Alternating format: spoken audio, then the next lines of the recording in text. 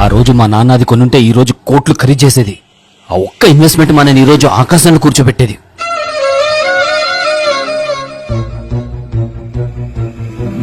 అవునండి, మామయ్య గారు ఆ రోజు ఆ ప్లాట్ కొనుంటే ఈ రోజు అది ఎంత ఖరీదు చేసేది?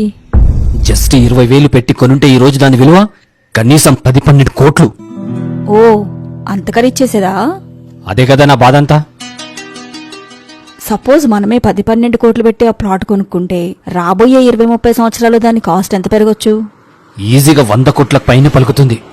ఓహో, అయితే మరి మీరే కొనేయచ్చు కదా. ఏంటి? మీ నాన్న మీకోసం కొనలేదని ఇప్పుడు మీరు బాధపడుతున్నట్టు, రేపు మా నాన్న మా కోసం కొనలేదని మన పిల్లలు బాధపడకూడదు కదండి. సో కొని పెట్టేస్తే ఓ పనైపోతుంది కదా.